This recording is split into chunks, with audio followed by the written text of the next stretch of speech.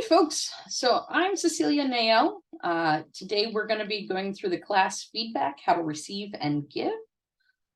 And how this class is structured, we'll be doing the first half is recorded. It's mostly PowerPoint slides going through a few concepts on the topic of feedback, and then a few FAQs.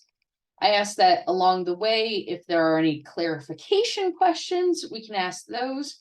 But then after we're done with the recorded section, we'll start a discussion for any specific topics you might want to work through while we have a group here.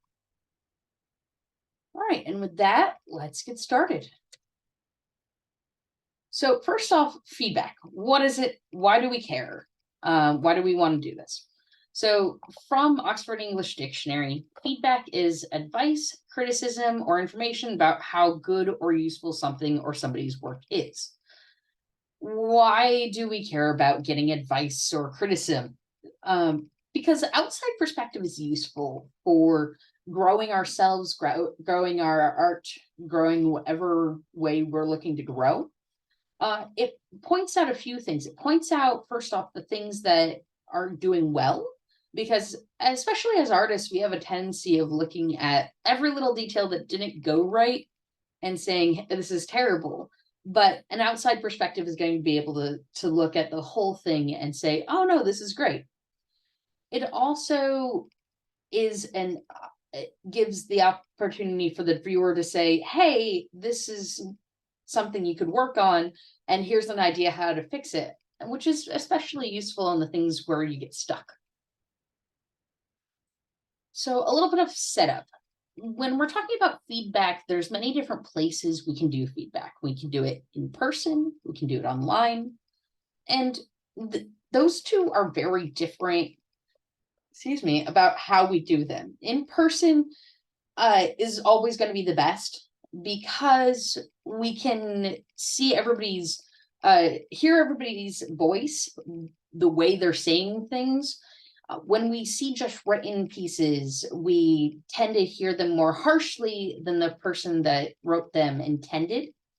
And so in person, we're able to get that context. Now, things like Zoom will break down that particular barrier, but it still has limitations. Likewise, not listed here is just written feedback, as you might see on, say, a judgment form.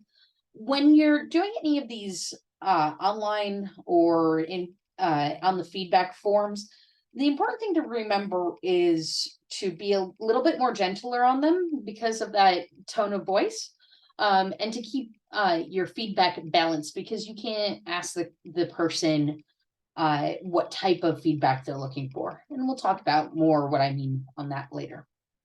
The second part of this is receiver-led versus giver-led. So when you are looking for feedback, you would approach someone, you say, hey, I'm looking for feedback. And you might say, I'm looking for feedback on blank. That's what I mean by prompting. That's generally, you're looking for specific feedback for the goals that you're working on. Now, if it's giver-led, so somebody approaches you and says, hey, I'm looking at your pieces, I noticed blank. It's not going to be as focused on the goals unless they ask what the goals are. And either way works just fine. One thing with receiver-led, if something's an active art or an ephemeral art, say tasting cheese or listening to a song, it's always best to ask for feedback before they experience the art. That way they're experiencing the art, thinking about thinking about what feedback they're going to give. All right. So, mental checklist. So both on the receiving side and the giving side, before we get to a conversation about feedback, which really in the in-person standard, we're going to try to get to a conversation. But we have to do a few things to figure out if we're in a good place for that feedback before we start to that conversation. And so here's kind of the mental checklist I look for. You'll need to adjust it for yourself, of course. but let's get some of the ideas flowing. First off, can I handle feedback right now?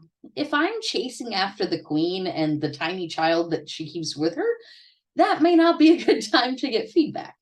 On the other hand, if it's, say, a 12th night display where I'm just sitting there with my little display in front of me, that's might be a great time to get feedback. It can also be, have I had a good day? Have I had a bad day? If I'm already not thinking about things well, that might not be a good time for feedback, or it might be a time to go easier on the feedback. Then, do I want feedback on this tasks? There are some tasks where you do it once, you think, oh, that was cool, I'm never going to do this again. That's not the thing that you get feedback on. Even if somebody approaches you, you say, hey, I'm not interested in feedback on this. Now, if it's the thing that you're really trying to drive to make yourself get better at, that's the task you want feedback on. Do I trust what this person has to say? This is so important. And it's an art to figuring out who we trust and being honest with ourselves on this. One of the things I start with is never take criticism from somebody you wouldn't ask for advice. Now, there will be a lot of people that approach you with feedback. Some of them have earned your trust already. Some of them might have accolades that make it seem like they should have your trust, even if you haven't interacted with them directly. For example, a Laurel and blah, maybe I'd listen to them even if I haven't heard their entire story yet. And then some of them you may be hesitant on. In those cases, I might start to listen, but be okay to bail out quick. And some people I'm just not okay listening to, and I'll say, no, thank you. Do I have what I need for receiving feedback? So for me, I keep a notebook, and any piece of feedback that I have, it goes into the notebook. And sometimes even if I'm not having a emotionally okay day, I can put things into the notebook and process them later. But if I don't have that notebook with me, I'm not going to take feedback. So generally I have to go get it. And what's really important for all of these mental checklist things is if you're not in a place that you can take the feedback, if any of these aren't true, just decline them. Say, no, thank you. Say something like that, just because it's much better to stop the conversation as it starts before, instead of waiting till later and having it make you frustrated, make you angry at someone. It's easier to get that through at the beginning. And then once you've gotten through all of the mental checklist of, hey, am I going to take any feedback at all? We have to start thinking about what level of feedback am I looking for? And this will vary person to person. It might vary day to day. We'll go over the different types of levels when we look at the giving side. Any questions on this? Okay. So we just looked at the receiver side. I'm going to do the parallel version of this on the giving side. So on the giving side, the first thing we have to think about is the filter true, necessary, and kind. Now, this isn't just a feedback filter. This is anything that comes out of your mouth type of filter. It's the things that we're saying true, necessary, and kind. And really, you don't have to have all three of those be true. For example, if something is true and necessary, but not kind, unfortunately, we just have to say it anyway. If it's something true and kind, it could be, hey, I really like your dress. And you say it in passing and you continue on. And 99% of the time, that'll go over just fine. In fact, some people, it'll make their day. Sometimes it will do some actual damage because they might not feel good about themselves. They might hate that dress. That's kind of on them in that situation. Is it necessary and kind and not true? Now, this is a little bit of a weird one. This generally fits into the situation of little white lies, things we say that may not be true, but by saying them, they can become true. They might be, hey, I love that scroll. And it might look like a wreck, but because you're encouraging them now, they're going to continue down that path of making scrolls, and they're going to get better over time. Actionable, relevant, and specific. So this is, these kind of will blend into each other. It's another filter. The idea here is that whatever you're telling them to do, they should be able to do something with that information. So if you give something that's they can't do anything with, something nebulous specifically, it could be, hey, I hate that dress, or that color is awful on you. Well, even saying that color is awful, it gets a little bit more specific, but it's when you say those generalizations mean that they can't do anything specific with it. Versus if you say, hey, the stitching here looks really cool, or the stitching here looks non-exact, like there's big gaps here and small gaps here. That's something that they can work on, getting more consistency in there. When you're talking about these actual relevant specific, it's important that the things that you say that are good are as specific as the things that you're saying are constructive. So if you were to say, hey, that scroll looks great, but you really should work on your X line, I don't really get the feeling of, oh, that scroll is great. If you instead say, hey, your verticals are looking really good, you can work on your X line, that keeps it balanced, and it makes more sense and feels better and more directed. Is this a good time? Just like on the receiving side, when we thought about, hey, is that person going to follow the the queen around and the child around? It's also on the giving side to think about the timing, both the time of the day, time in the event, time in their mental space.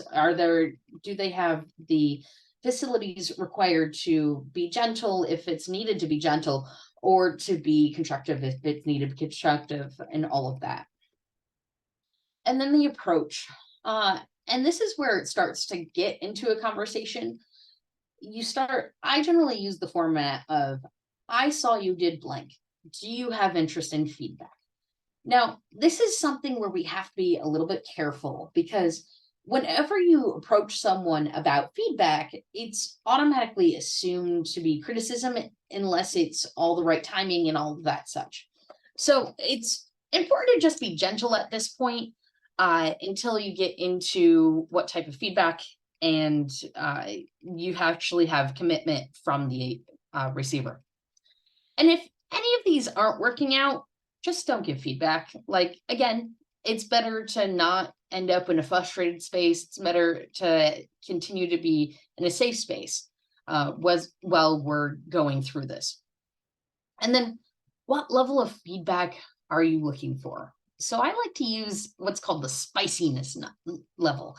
I ask them, what spiciness level would you like your feedback? And they'll give me a look, and that'll get to a conversation of, hey, do you want things just all the good stuff? Do you want me to just give all the criticism? Do you want a sandwich of good and criticism, like, or good and constructive? And some people will be different places in there. Some people can only handle the good stuff. But it's important that they get that. Some people, they don't want to deal with the stuff that they know that they're doing all right. They want just the constructive so that they can push themselves further. All right. And then we get to the conversation. So the conversation, I put both sides here because on both sides, the important thing is to communicate and to listen. On the receiver side, what we're communicating is our needs. We're listening to the feedback, and we're saying, I don't understand that. We're saying, I do understand that. And for the receiver, the first thing you have to understand is sometimes you just have to take the note. And what I mean by take the note is, you may not agree with what the giver is saying. You may not fully understand, but you really don't want to get into it with the receiver. So you just take the note, you write it down, you don't question it. And you might throw that out later, or you might say, okay, Where it's really important to take the note is when somebody's complimenting you, instead of saying, "Oh, this old thing," or "I made this terribly." No, you say thank you. And that is the positive version of taking the note. Communicate your needs. If they're not being clear enough, if you don't really understand what they're saying, say, "I don't really understand what you're saying." Decline value judgments. So this is so important with whatever we make. Anytime we make something, we pour ourselves into that piece. And so it can feel like the feedback that we're getting is criticism of ourselves, when really it's just ways to improve the things that we've made. So you have to separate yourself and from your piece when getting your piece evaluated. And ask follow-up questions. Again, that's, "Hey, I don't understand this." On the giver side, there's an importance of maintaining safety. So when I say safety, it's not necessarily, "Hey, that person's about to run into the road." It's, "Hey, this person seems to be withdrawing. This person seems to be getting upset. Maybe we should pause and work through what's causing that upset so that they can get back to a place that we can actually have these discussions without breaking down." And there's a whole good book called Crucial Conversations about how to do conversations and maintain safety. Highly recommend, more than we're going to get to in this class. Another thing is, if they're asking questions, inevitably they'll get to something you don't know. And the important thing to say is, "I don't know." Because if you make something up, that can steer them in the wrong path, which can ultimately lead to them losing trust in you. Now, if you are interested in following this up, you can say, "I don't know, and I'm interested in getting back to you on that." But never commit to the "and" bit if you are not ready to do the "and." It's better just to say, "I don't know," rather than committing to something and not following through. Okay.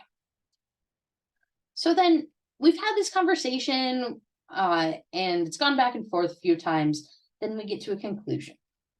On the receiver side, things are pretty linear. First off, you say thank you.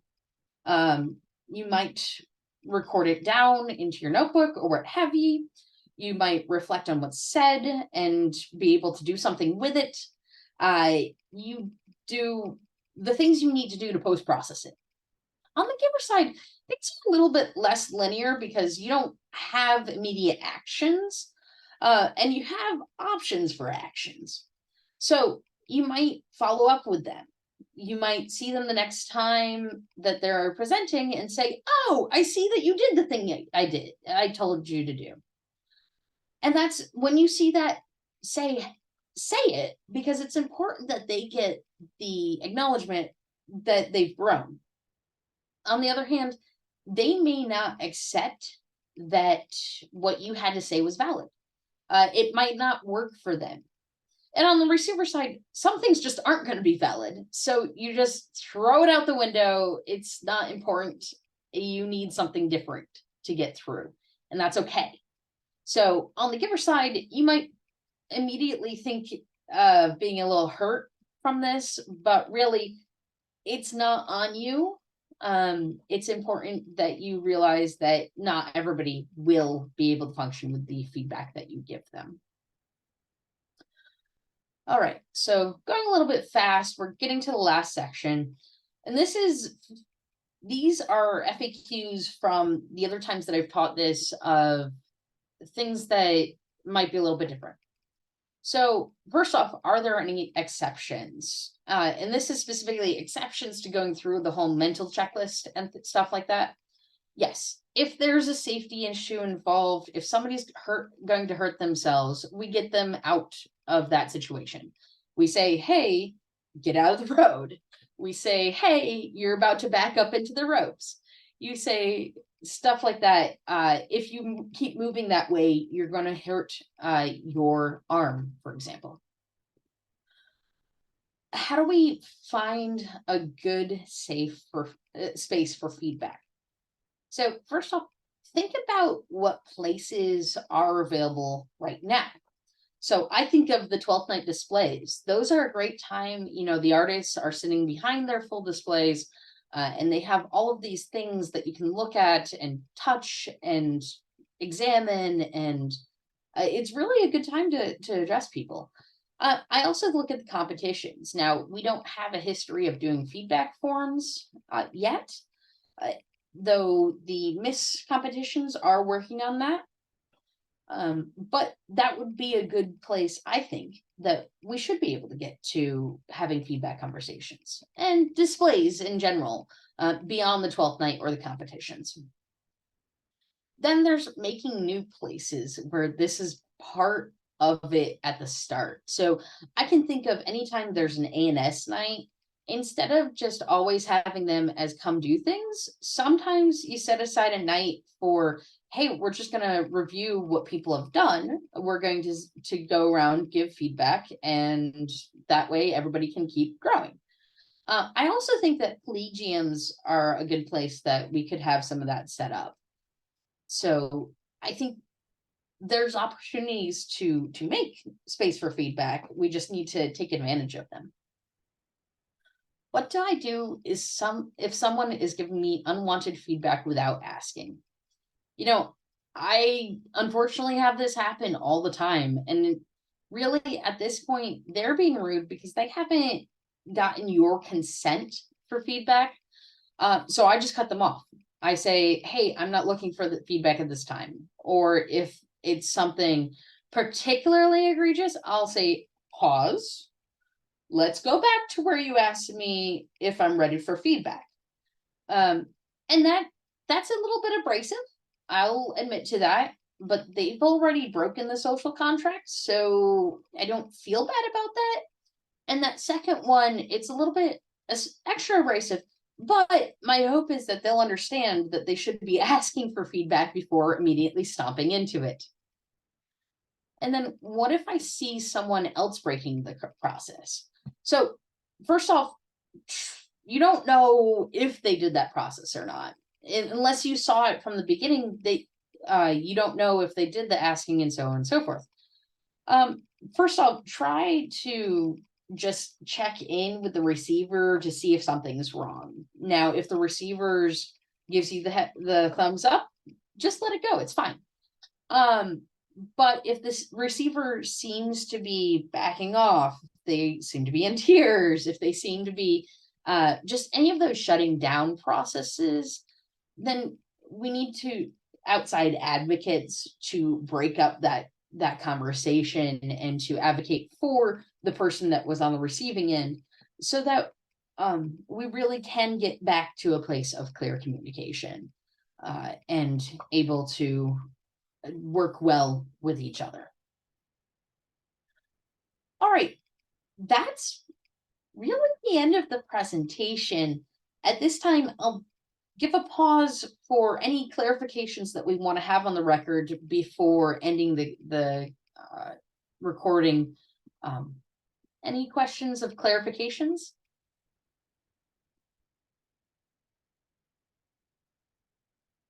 Alrighty then. Rosie, I think we can stop recording.